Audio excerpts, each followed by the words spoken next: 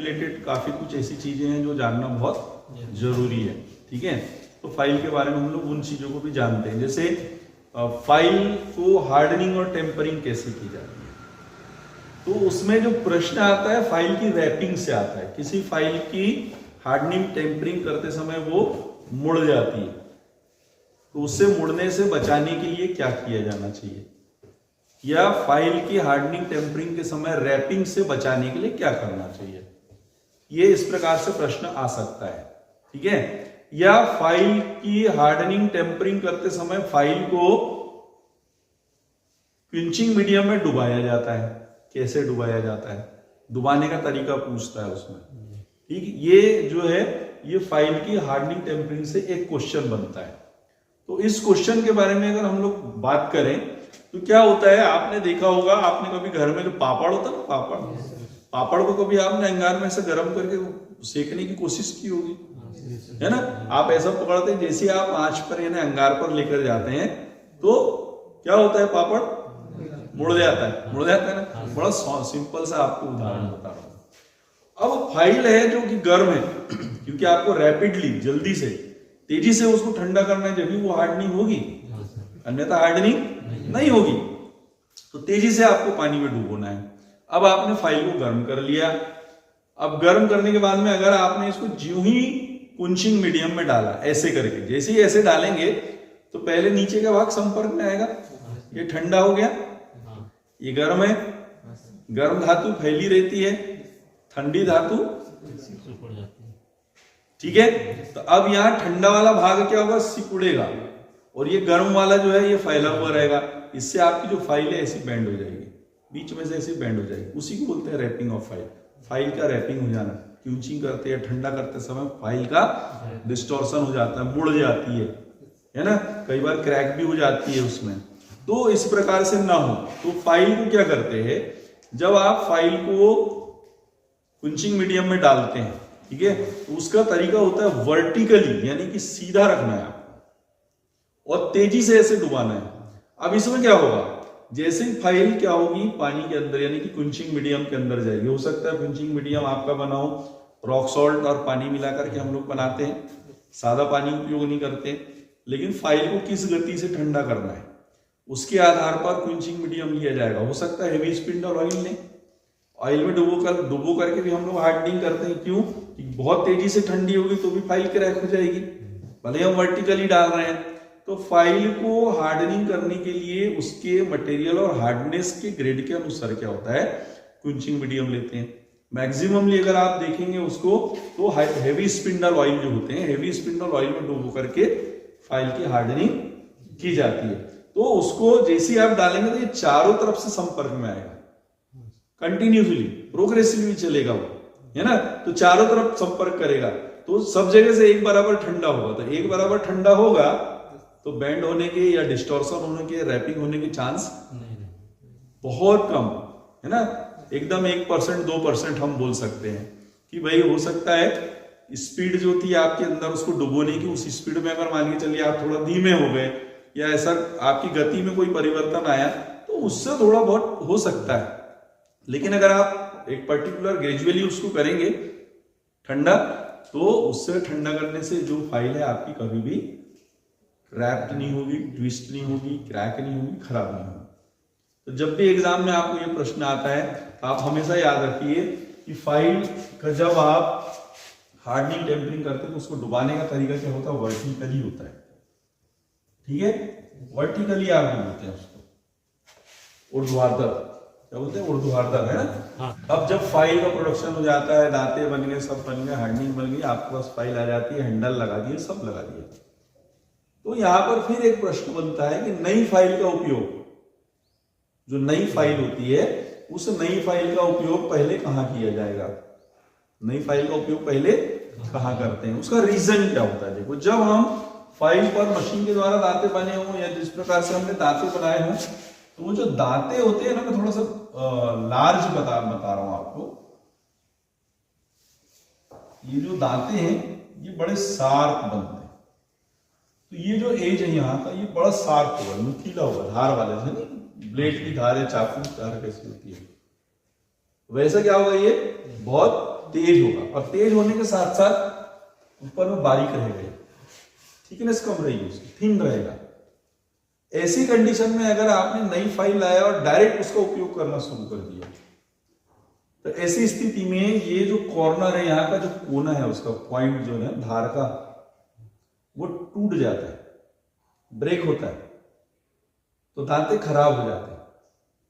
तो वो एकदम से वो दांते टूटना नहीं चाहिए। तो उससे बचाने के लिए जो नई फाइल होती है, नई फाइल का उपयोग हमेशा सॉफ्ट मेटल पे, ठीक है, सॉफ्ट मेटल जो है, सॉफ्ट मेटल पर आप पहले करते। जो नई फाइल है, न्यू फाइल,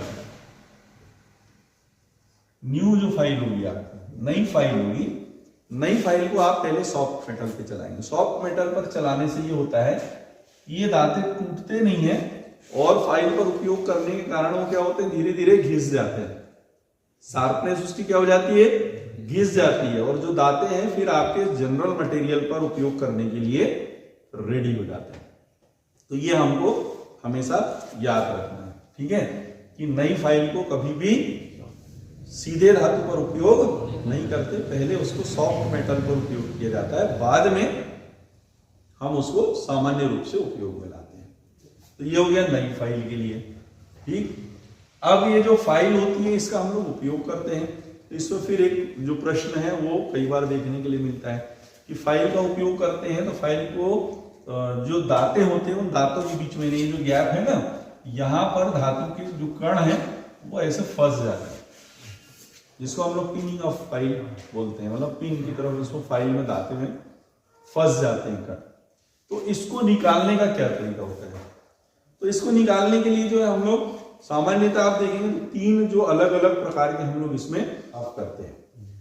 एक तो ये होता है कि अगर पिनिंग हो जाए, ऐसा लग जाता है, तो इसको हम बोलते हैं पिनिंग, ठीक है, ये पिनिंग हो गई। अब ये पिनिंग आपको निकालना है। पिनिंग होने के कारण बहुत सारे होते हैं। आपने एक्सिस दबाव दे दिया, आपसे जो मटेरियल कटा वो दूसरी ओर गिरा नहीं, वहीं फाइल के दांतों के बीच में ही रोल कर रहा है, ज्यादा मात्रा में उठ जाएगा, फंस जाएगा। सामान्यतः जो सॉफ्ट मेटल होते हैं, तो सॉफ्ट मेटल पे फाइलिंग करते समय भी पिनिंग ज्यादा होती है, तो वो पिनिंग हो गई। तो निकालने के लिए, अभी पिनिंग को निकालना है, तो पिनिंग को निकालने के लिए पहला तो सबसे आसान तरीका होता है फाइल कार्ड, ठीक है। आप फाइल कार्ड से आप उसको निकाल सकते हैं। निकालने का तरीका क्या होता है, जो भी फाइल के दांतों का डायरेक्शन होगा, ठीक है, अगर फाइल को आप पिनिंग निकाल रहे हैं तो ये डायरेक्शन है, तो आपका फाइल कार्ड जो है वो इसी डायरेक्शन में चलेगा, ऐसे। फाइल को ऐसे, फाइल कार्ड को ऐसे नहीं चलाना, ये गलत हो जाएगा। फाइल कार्ड आपको इसी डायरेक्शन में चलाना है हमेशा, आप याद रखें। तो फाइल कार्ड से निकाल लेंगे। कई बार जो नई फाइल होती है, नई फाइल को साफ करने के लिए या नई फाइल की क्लीनिंग करने के लिए हम लोग सॉफ्ट मेटल की स्ट्रिप, इसका भी हम लोग उपयोग करते हैं। अब धातु की पट्टी होती है ऐसी,